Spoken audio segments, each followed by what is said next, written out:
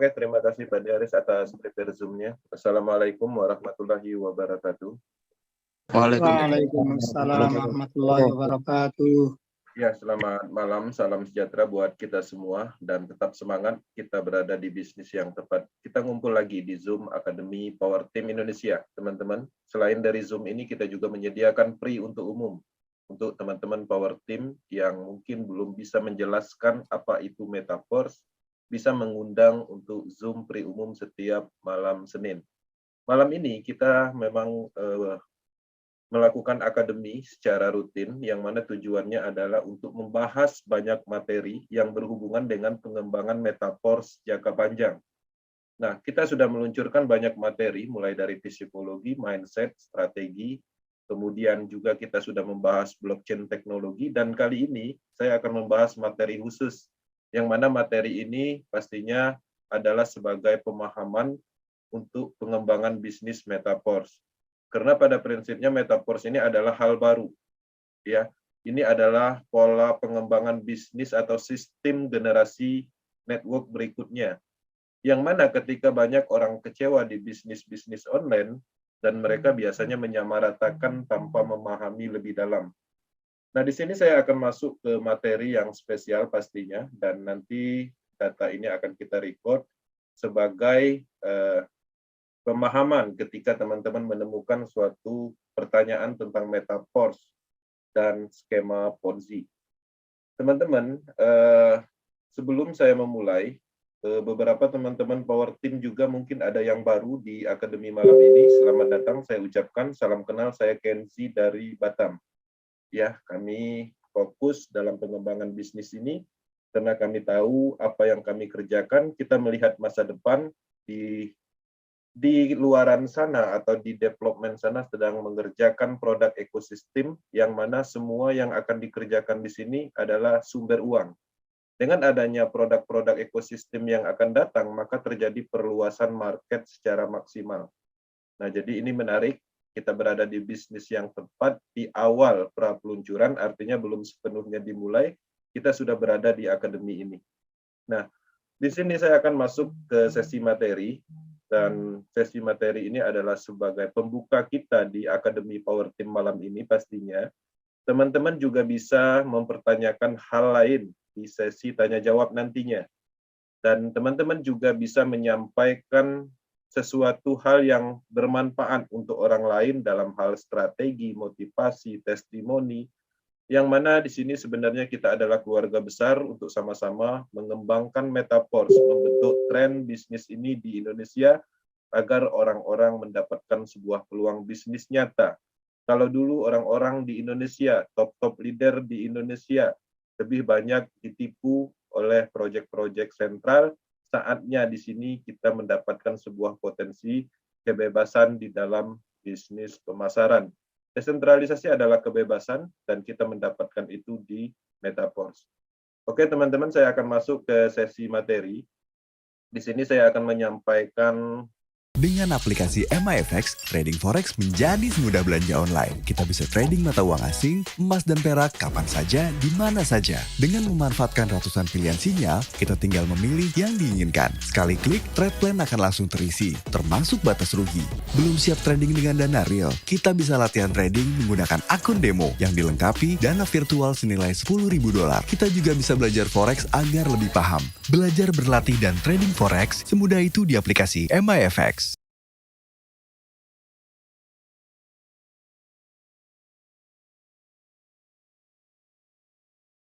Dunia tanpa ada kami.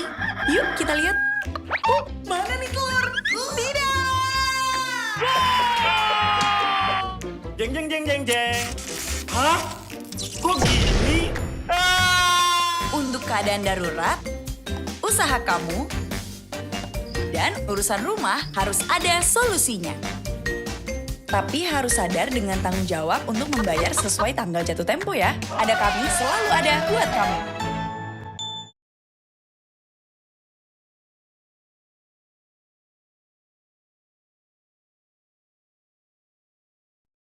Sesuai dengan slide yang sudah kita susun. Oke. Oke, monitor Pak Deris. Siap, bagus, sudah. Sip. Oke, sebelum saya masuk ke sesi materi, izin saya akan matikan semua suara agar informasi bisa diterima dengan baik. Teman-teman, selamat datang di Metaforce Power Team Academy. Tema malam ini kita akan membahas apakah skema Ponzi. Apakah Metaforce termasuk dalam skema Ponzi?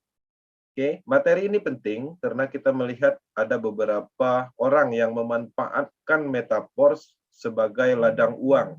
Mereka mempostingkan atau mereview Metaforce tidak sesuai dengan fakta dan data, yang mana tujuannya adalah untuk mendapatkan keuntungan. Contohnya kalau di YouTube, mereka akan mendapatkan keuntungan dari monetis iklan, ya, yang ada di sana namanya monetis iklan, sehingga mereka menarik perhatian dengan mereview hal-hal yang negatif tentang Metaforce karena mereka tahu Metaforce itu adalah bisnis yang cukup diminati. Kemudian juga ada beberapa kasus di website yang sumbernya tidak jelas, mereka juga akan menaikkan traffic dengan mempostingkan Metaforce dengan hal-hal negatif. Nah, salah satu hal negatifnya pastinya adalah skema Ponzi. Oke. Nah, di sini kita akan penekanannya di informasi atau pemahaman tentang skema Ponzi. Teman-teman harus paham apa itu skema Ponzi, dan ketika ada yang menyatakan Metaforce skema Ponzi, artinya teman-teman mempunyai jawaban yang tepat sesuai fakta dan data. Oke. Tujuan akademi pastinya kita memahami secara penuh skema Ponzi, dan di sini juga saya menyisipkan apa itu piramida sistem dan mengetahui perbedaannya dengan Metaforce. Oke. Metaforce dengan skema Ponzi akan kelihatan secara perbedaan, dan di sini juga saya akan menyampaikan materi sesuai dengan urutannya. Dan teman-teman, Akademi Power Team telah diluncurkan beberapa materi, dan kita juga sudah pernah menyampaikan informasi dasar-dasar komponen teknologinya, kemudian pemasaran bisnis Metaforce itu sendiri, kemudian perbedaan konsep lama dan konsep generasi network berikutnya yaitu Metaforce, kemudian menemukan logika Metaforce, kemudian juga kami sudah menyampaikan materi apa yang harus teman-teman lakukan ketika sudah bergabung di Metaforce. Dan itu adalah ilmu berdasarkan apa yang kami lakukan, bukan berdasarkan teori. Jadi apa yang kami lakukan dan berhasil pastinya kita bagikan, kita berikan kepada mitra Power Team yang mana tujuannya adalah untuk manfaat.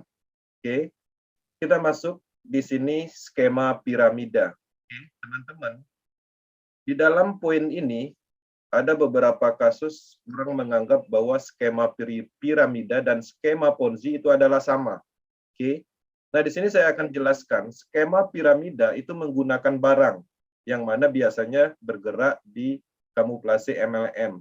Barang yang diperdagangkan sebagai sebuah kamuflase untuk menarik atau mengumpulkan dana masyarakat, namun nilai jual barang tersebut tidak diutamakan. Ya, salah satu contohnya itu adalah kurangnya kualitas dari barang tersebut, tapi secara persentase kualitasnya di markup, ya, tidak sesuai dengan aslinya. Kemudian juga secara harga itu biasanya mereka memberi harga yang sangat tinggi untuk produk-produk tersebut, dan biasanya produk yang dijalankan dengan skema piramida itu biasanya produknya aneh. Artinya orang yang dalam kategori tidak mengetahui produk tersebut, baik itu fungsional atau sejarahnya atau bahan bakunya, yang pada umumnya adalah tujuannya agar mereka bisa memarkup semua potensi atau fungsionalnya, kualitasnya. Nah, itu adalah skema piramida. Artinya skema piramida itu jelas dia menggunakan produk, ya, untuk mengumpulkan dana masyarakat. Nah, di sini ada satu konsep lagi namanya skema Ponzi. Ini menggunakan keuntungan dari investasi sebagai sebuah kamuflase untuk menarik atau mengumpul dana masyarakat, namun nilai jual barang atau investasi tersebut tidak diutamakan. Jadi pembayaran ini biasanya skema Ponzi ini dia menggunakan sistem investasi yang mana dana investasi itu tidak jelas mau diputar kemana dan tidak ada transparansi. Nah, pada prinsipnya skema Ponzi itu adalah pengumpulan dana yang mana nilai dari investasi atau janji profit yang dijanjikan adalah dibayar dari investor yang baru bergabung. Oke. Skema Ponzi dan skema piramida memiliki kesamaan, yaitu sama-sama mengumpulkan uang masyarakat. Itu poinnya di situ. Oke. Melalui rekrutmen anggota baru secara berkelanjutan. Dan biasanya ini dikembangkan oleh founder dan tim leader untuk memasarkan skema ini. Nah, teman-teman harus memahami ini karena skema piramida dan skema Ponzi itu dianggap sama, tapi pada prinsipnya dia mempunyai perbedaan yaitu di produknya. Ya, seperti itu. Kemudian di sini kita masuk di dalam sejarah skema Ponzi. Materi malam ini pastinya kita akan terfokus di skema Ponzi-nya, bukan di skema piramidanya. Ya, kenapa? Karena ada beberapa kasus yang menyatakan bahwa Metaverse adalah skema Ponzi. Kita akan bahas atau kita akan lihat di mana perbedaannya, apakah benar Metaverse itu adalah skema Ponzi. Sejarah skema Ponzi ini dicetus oleh Charles Ponzi yang kemudian menjadi terkenal pada tahun 1920. Ini adalah orang Italia dan ini adalah sebagai penipu yang ada di Amerika Utara tepatnya. Skema ini dia menghasilkan uang atau menjanjikan keuntungan 50% kepada mitranya dalam waktu 45 hari. Nah, keuntungan 100%-nya itu bisa didapat dalam waktu 90 hari. Pengembangannya itu mereka menggunakan tim-tim leadernya untuk melakukan promosi atau mendapatkan investor-investor baru. Dalam hal ini penjualan kupon. Ya, kupon atau pos dari negara lain. Kemudian juga dikembangkan dalam bentuk arbit. Kemudian skema ini berjalan lebih dari setahun sebelum runtuh dan merugikan investor sebanyak 20 juta triliun. Oke. Ini awalnya adalah skema Ponzi atau sejarahnya. Artinya Ponzi itu diambil dari nama Charles Ponzi. Oke, kita lanjut.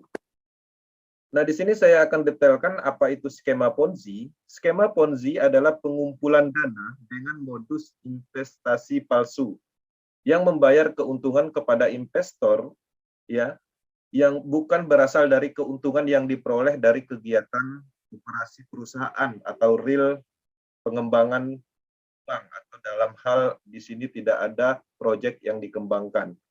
Namun investasi itu dibayar dalam hal penggunaan dananya itu diambil dari anggota baru. Dan ini secara proses pengembangannya itu melakukan dengan cara merekrut anggota baru pastinya. Dan pastinya keuntungan di sini jelas karena ada pengumpulan dananya adalah ke sentral atau ke perusahaan atau ke orang yang membuat proyek tersebut. Dan pada akhirnya sistem ini akan runtuh ketika si owner mendapatkan keuntungan atau ketika tidak ada lagi orang yang bergabung, dalam arti mereka sudah mendapatkan keuntungan baik dari sisi foundernya ataupun ownernya. Kemudian cara kerja skema Ponzi. Pertama di sini dijelaskan dia menjanjikan hasil yang menggiurkan. Jika investor berhasil mengajak orang lain untuk bergabung, investor lama akan dibayar dengan uang dari investor baru. Oke. Saat investor baru menginginkan keuntungan, nantinya akan dibayar dengan uang investor baru lainnya. Pola ini akan terus berjalan sehingga para investor akan mencari investor-investor baru. Oke. Skema ini akan hancur pastinya, yang membuat sistem ini sudah mendapatkan keuntungan. Ketika owner sudah mendapatkan target keuntungan, biasanya bisnis ini akan berhenti. Atau mungkin sudah tidak ada lagi investor yang bergabung, maka sistem ini akan berhenti. Nah, uniknya investasi skema Ponzi ini biasanya bermain atau menggunakan legalitas yang bisa meyakinkan investor atau masyarakat. Mereka menjual nama-nama besar sebagai endorse, kemudian menggunakan legalitas perusahaan ternama, yang perusahaan tersebut sebenarnya udah pilot. Kemudian sistem pengolahannya itu terbungkus rapi, biasanya terlihat penjualan atau secara visualnya mereka mengadakan pertemuan-pertemuan yang high class seperti di perhotelan dan lain-lain. Oke. Nah, pengembangan bisnis investasi atau skema Ponzi itu biasanya bergerak di saham, ya. Kemudian perhotelan, robot trading, kripto, perkebunan, dalam hal arisan misalnya donasi dan lain-lain. Nah, jadi teman-teman, skema Ponzi ini sudah sering terjadi di Indonesia dan kita pun pernah mengalaminya dan pernah memahaminya.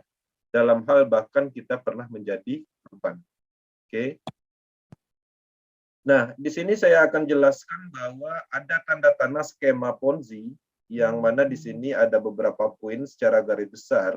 Pertama, skema Ponzi ini pastinya menjanjikan profit yang tinggi, ya, dan resiko yang rendah, dan biasanya mereka menjual mimpi, ya, misalnya tidur dapat duit seperti itu. Kemudian beberapa impian yang biasanya dijanjikan atau diimpikan supaya orang bisa memasukkan dana atau orang tergoda untuk masuk ke plan investasi skema Ponzi.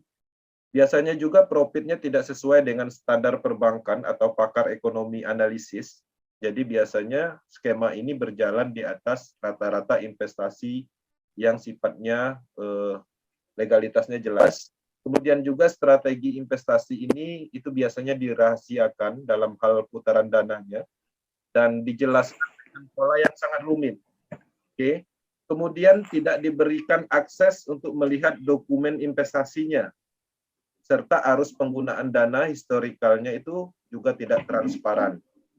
Kemudian di sini juga ketika pengembangan bisnis Ponzi ini, pada akhirnya teman-teman akan sulit menarik dana dan pastinya di sini ada proses yang namanya withdraw. Pengumpulan dana itu juga ada di skema ini, pastinya itu adalah ciri-ciri atau tanda-tandanya, dan pengumpulan dana itu sendiri itu masuknya ke rekening terpusat atau sentral. Dengan pola pengembangan yaitu menggunakan pemasaran MLM, biasanya menggunakan sistem binari atau matahari. Oke. Nah, di sini ada contoh kasus skema Ponzi terbesar dalam sejarah. Di sini ada Bernard Madoff, legenda skema Ponzi terbesar dalam sejarah Amerika Serikat. Oke, kita lihat ciri-cirinya bahwa skema Ponzi yang dijalankan oleh Bernard Madoff ini, dia menggunakan skema Ponzi yang dilakukan dengan mengambil uang investasi dari investor lalu diberikan kepada investor lain. Polanya seperti itu. Dia juga mencari dana milik investor dan ribuan investor dari perusahaan-perusahaan termasuk badan amal. Dan ini mengumpulkan dana sebesar 7 miliar USD atau sekitar 100 triliun. Nah, ini adalah sejarah di dalam skema Ponzi terbesar di dunia. Nah, teman-teman bisa melihat bahwa ada komponen penting, artinya di sini jelas ada pengumpulan dananya dan menguntungkan si Bernard Madoff ini. Dan Bernard Madoff ini juga mempunyai banyak kekayaan, baik itu villa mewah dan kapal pesiar dari hasil pengembangan Ponzi-nya. Oke. Kemudian ada contoh kasus skema Ponzi yang ada di Indonesia, dan ini berasal dari Rusia juga, dan ini sangat berkembang pada eranya di Indonesia. Yaitu Global, ya, manusia membantu manusia. Nah, ini dikembangkan oleh Maprodi yang merupakan pengembang investasi dengan sistem donasi menggunakan skema piramida, mirip sistem yang dipakai oleh bisnis multilevel marketing. Nah, di sini juga pastinya ada profit 30%, yang mana profit itu akan dibayarkan secara sistem PHGH. Oke. Si Maprodi hanya membuat suatu sistem untuk perintah transfer PHGH atau bantu-membantu.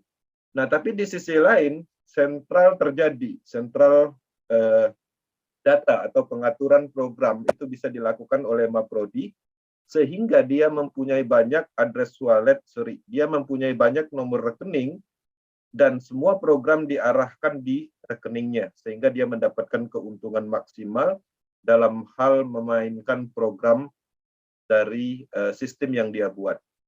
Nah, kita bisa melihat artinya di sini juga ada pengumpulan dana yang memungkinkan programnya diatur oleh Maprodi atau orang yang mempunyai proyek. Ini adalah skema yang cukup booming pada waktu itu, dan mungkin di antara mitra kita ada yang mendapatkan atau mengikuti program ini dan pasti paham apa itu ya, global. Kemudian di sini juga saya menyampaikan contoh kasus skema Ponzi Dream for Freedom, dan ini baru-baru dan beberapa tahun yang lalu. Sistem ini menghimpun dana masyarakat hingga 3, triliun rupiah dengan sistemnya donasi sama seperti Global, dengan menjanjikan bonus sponsor, bonus pasangan, bonus kedalaman level. Ya, owner yang punya proyek mendapatkan keuntungan di sini, mendapatkan keuntungan dari PIN aktivasi. Oke, karena dia adalah sistem donasi, sehingga tidak ada pengumpulan dana langsung, hanya memerintahkan proses transfer. Tapi di sisi lain kita bisa melihat sistem ini sentral dan gampang dikendalikan atau diperintahkan atau dirubah programnya. Sehingga Dream for Freedom ini juga mempunyai beberapa kali ganti plan, ya, dan pada akhirnya membuat nama atau menggantikan namanya Nesia. Dan di sini juga ada pendapatan dan keuntungan dari penjualan PIN, yang mana itu adalah pengumpulan dana. Oke. Kemudian apalagi di sini juga ada contoh kasus skema Ponzi, yaitu PGMC. Skema ini adalah skema yang menawarkan investasi emas keuntungan, yang mana mereka menyebutnya dividen. Ya, pembayarannya itu 10-20% per bulan. Perusahaan investasi dengan menerapkan skema yang beroperasi di Indonesia menerapkan skema mining, ya. Kemudian juga di sini mereka trading dalam hal emas. Nah, setiap para investor selalu dilakukan pertemuan di hotel-hotel berbintang, dan banyak sekali masyarakat yang ikut pada saat itu dan menjadi korban. Oke. Kemudian kita lanjut. Nah, dari kesimpulan di atas kita bisa melihat bahwa apa yang kita sampaikan, apa itu Ponzi, artinya jelas Ponzi itu bergerak di investasi dan menjanjikan profit, dan beberapa contoh kasus yang mungkin teman-teman juga mengenal dari proyek-proyek tersebut. Dari penjelasan dan contoh di atas tidak ditemukan beberapa poin penting, ditemukan beberapa poin penting. Pertama, pengumpulan dana. Yang kedua, kontrol sistem server datanya terpusat. Yang ketiga, tidak transparan. Yang keempat, investasi dan janji profit. Yang kelima, ada pihak ketiga atau perusahaan atau owner yang terlibat. Kemudian tidak ada produk yang ditawarkan, hanya profit investasi. Kemudian pastinya konsep itu adalah perencanaan penipuan. Oke. Kemudian kita lanjut di sini. Metaverse tidak memiliki satu kesamaan dengan skema Ponzi. Nah, ini perlu teman-teman sadari atau pahami. Skema Ponzi adalah operasi penipuan terencana yang memiliki hasil yang jelas atau janji profit tadi. Ini adalah gelembung atau bubble yang pasti akan pecah karena beberapa alasan. Pertama, skema Ponzi itu peserta lama dibayar dengan sebagian uang dari peserta baru. Di sini sebagian uang karena dananya tidak semuanya langsung dibayar karena ada pengumpulan dananya. Kemudian kedua, skema Ponzi selalu terpusat sifatnya. Setiap piramida memiliki operator atau memiliki admin yang dapat menekan tombol untuk menghentikan pembayaran dan mengklaim semua uang dan mengatur sistemnya atau merubah sistemnya. Setelah itu terjadi, pastinya piramida selesai. Oke. Kemudian di sini, apakah PORS mempunyai produk? Nah, di sini tentu saja selain level program itu sendiri yang merupakan aset digital yang dapat diperoleh satu kali dan dijual kembali dalam jumlah tak terbatas, itu ada produk berwujud fisik dan digital lainnya yang akan diterima peserta setelah level diaktifkan. Yaitu ke depannya kita akan mendapatkan crypto PORS, kemudian NFT, kemudian SFC token yang sudah ada saat ini, kemudian SFCR, kemudian kita juga bisa mengakses Metaverse, kemudian marketplace, staking program, game blockchain, dan banyak lagi. Artinya, apa yang kita transaksikan, matrik level program itu mempunyai fungsional yang jelas. Dan ketika kita membeli level program itu seutuhnya, itu adalah produk yang kita beli karena sudah terlepas dari kontrol sentral itu sendiri. Oke. Kemudian, apakah peserta lama mendapatkan uang dari peserta baru sesuai dengan pola konsep yang ada di Ponzi investasi? Nah, di sini jawabannya tidak. Jika Anda tidak melakukan apa-apa dan hanya duduk menunggu, penghasilan Anda tidak dijamin walaupun memungkinkan. Jadi tidak ada janji-janji di sini. Keberhasilan setiap orang pastinya tergantung dari mereka sendiri. Metaverse akan tetap stabil meski peserta terus bertambah dalam waktu dan skalanya cukup besar ke depannya. Jadi di sini juga tidak ditemukan beban karena tidak ada pengumpulan dana. Pada prinsipnya, Metaverse ini adalah pemasaran, logika pemasaran. Oke, pemasaran langsung. Kemudian kesimpulan, Force sepenuhnya terdesentralisasi, tidak memiliki administrator yang dapat memutuskan atau menutup proyek. Oke. Saldo smart contract itu tetap kosong dan semua transaksi dilakukan peer-to-peer atau secara langsung antar peserta. Force memiliki produk baik digital maupun fisik. Oke. Kemudian juga dapat dijual dalam jumlah tak terbatas. Tidak ada risiko ketika kita bergabung dengan Metaverse. Jika Anda bekerja dan memasarkan, Anda dibayar langsung. Kemudian juga di sini di Metaverse itu tidak ada campur tangan dalam hal operasi platform atau sistemnya tidak dikendalikan. Jika kita menjual matrik kepada peserta baru, itu dibayar langsung ke dompet, handphone kripto, atau dompet wallet masing-masing. Oke. Nah, ini menarik, artinya dari kesimpulan yang kita dapat di Metaverse sama sekali tidak mengarah ke situ. Kemudian di sini, kemudian yang selanjutnya di sini juga kita bisa melihat bahwa skema piramida itu dapat ditutup kapan saja oleh oleh si pembuatnya, sorry. Jadi skema piramida itu kapan saja bisa ditutup, sedangkan di Force itu selama internet ada karena sistemnya ada di jaringan Polygon. Oke, peserta platform Force, baik leader maupun pendatang baru memiliki keadilan. Jadi di sini kedudukannya sama, statusnya adalah mitra. Jadi tidak ada posisi dalam hal struktur jaringan seperti binary system, karena semua orang ketika membeli matrik, itu bentuk matriknya sama, seperti S3 adalah 3 space kosong dan S6 6 space kosong.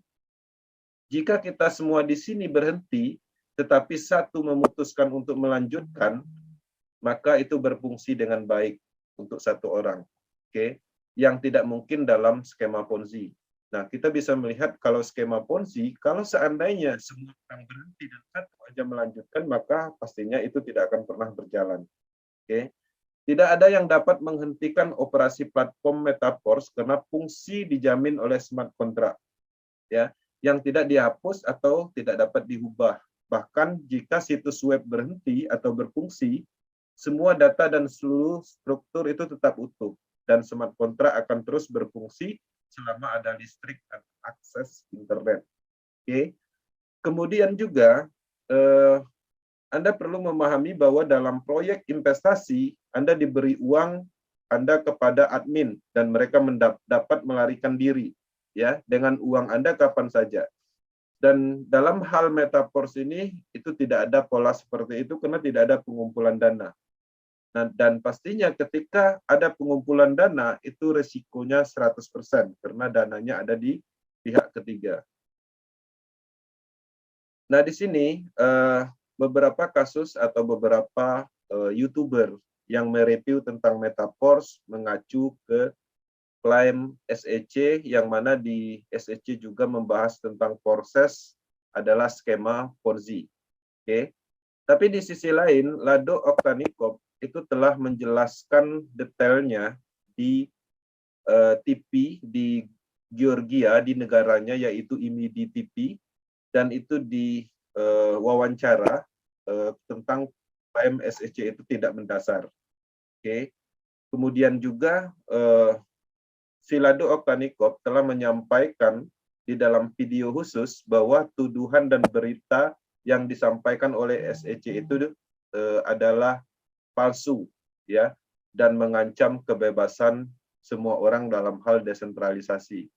Jadi kesimpulannya yang kesekian kalinya proses dicoba atau dibentukkan oleh kekuasaan sentral.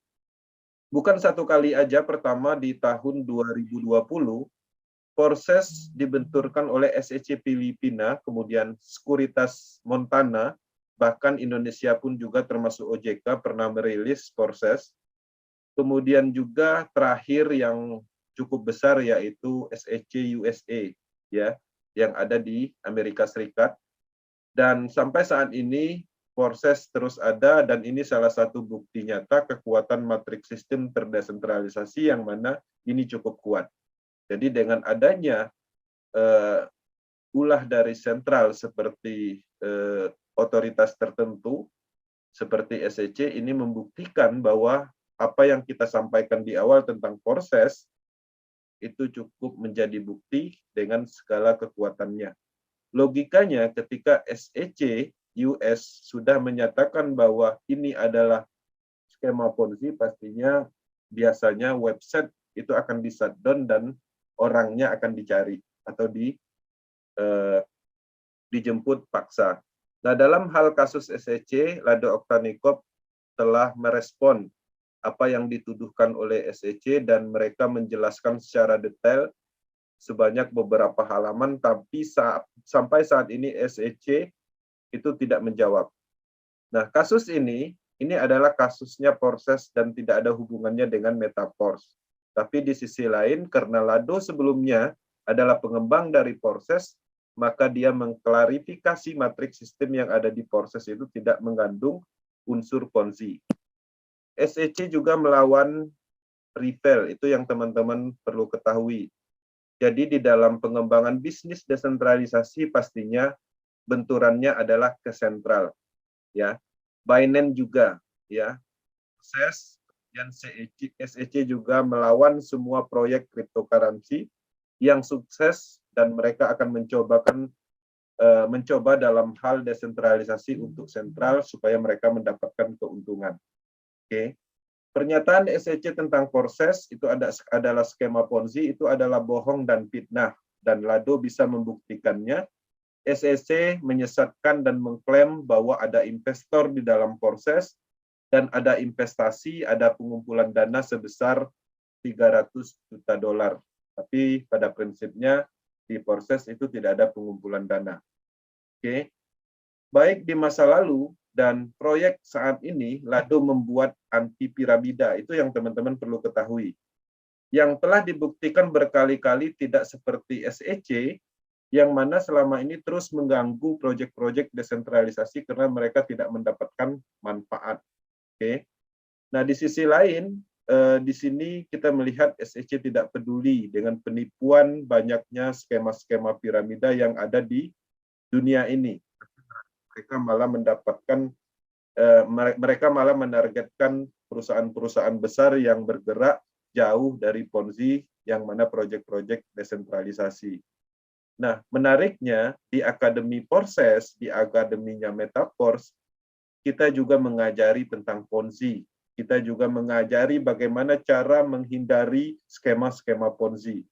Bahwa kita bisa melihat bahwa proses Metaforce sebenarnya tindakannya lebih nyata dalam hal memberantas Ponzi. Oke. Nah, di dalam video di atas itu adalah pembahasan proses dan SEC US yang tidak ada kaitannya dengan Metaforce. Tapi dalam video tersebut juga ikut menyampaikan tentang proyek Metaforce yang ada di IMIDI TV, yang mana kita melihat itu adalah cara promosi yang luar biasa untuk pengembangan Metaforce. Nah, jadi ini menarik ketika proses disentuh atau diganggu oleh SEC, Lado Oktanikop juga melawan dengan pembuktian data, dan sampai saat ini SEC tidak membalas, seperti sama kasus SEC Montana pada saat itu pernah merilis bahwa proses itu Ponzi, dan sampai saat ini tidak ada respon sama sekali ketika dibalas oleh Lado Oktanikop by data. Oke. Nah, poin penting tentang vonis seseorang atau otoritas tertentu untuk Metaforce, bahwa mereka biasanya menyatakan Metaforce adalah skema Ponzi. Teman-teman harus siap dengan kondisi seperti itu, artinya pemahaman kita tentang Ponzi pastinya lebih maksimal, kemudian kita juga tahu apa itu metaverse secara detail. Ketika teman-teman menemukan ya vonis tentang metaverse adalah skema Ponzi, itu ada beberapa kemungkinan. Pertama, jika teman-teman menemukan channel YouTube yang membahas tentang metaverse adalah Ponzi, manfaat besarnya metaverse, mereka memanfaatkan besarnya metaverse untuk mendapatkan view, agar mendapatkan uang dari monetis iklan. Itu pasti. Kita bisa melihat beberapa review video yang mana mereka adalah YouTuber, dan pada penjelasan mereka, mereka menjelaskan bahwa metaverse adalah investasi. Mereka menjelaskan atau membandingkan metaverse dengan proyek-proyek Ponzi sebelumnya, yang mana proyek sebelumnya itu adalah proyek investasi, yang mana ada pengumpulan dananya. Nah, jadi apa yang mereka sampaikan itu sama sekali tidak beralasan dan tidak sesuai dengan fakta dan data, yang mana kita pahami metaverse tidak ada pengumpulan dananya. Metaverse bukan investasi. Oke, metaverse adalah bisnis pemasaran sah. Orang kemudian yang kedua, orang tersebut itu biasanya tidak mengerti tentang Ponzi dan sistem serta teknologi yang ada di metaverse. Itu biasanya orang akan memvonis, ya, artinya mereka hanya menyampaikan kalimat kosong dan bahkan mereka tidak mengerti apa itu Ponzi. Kemudian yang ketiga, orang tersebut mengalami trauma masa lalu karena proyek Ponzi, sehingga menganggap peluang yang ada adalah scam dan penipuan. Jadi mereka menyamaratakan karena masa lalunya, pernah mereka mengikuti Ponzi dan merugi, dan pada akhirnya ada sebuah peluang generasi bisnis berikutnya seperti metaverse dengan segala kekuatan teknologinya, mereka anggap itu sama. Oke. Yang keempat, itu biasanya orang tersebut sengaja memberikan informasi yang salah karena mereka tidak ingin kita sukses. Itu adalah hal-hal yang sering kita temukan, karena pada prinsipnya banyak orang yang akan melemahkan kita ketika kita mempunyai potensi, ketika kita mulai kelihatan ingin mendapatkan peluang besar.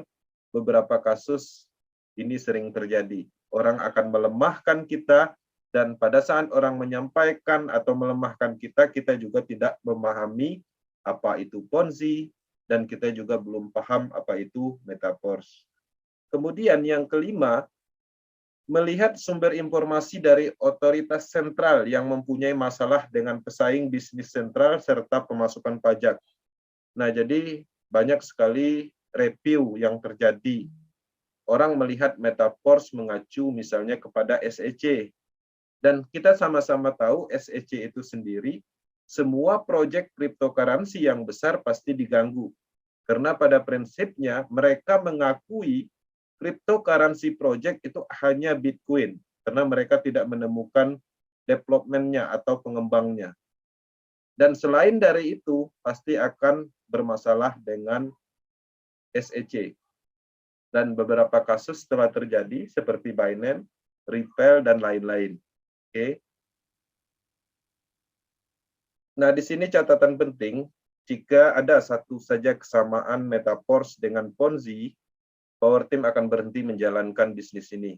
Bahkan konsep matrik metaverse dinyatakan anti Ponzi, bahkan kita mengajari orang-orang tentang Ponzi. Force adalah bisnis sah dalam pemasaran yang mempunyai produk blockchain nyata, produk matrik level, Force Coin, NFT, metaverse, dan banyak lagi. Semua produk blockchain akan terus dikembangkan di proyek ini. Oke.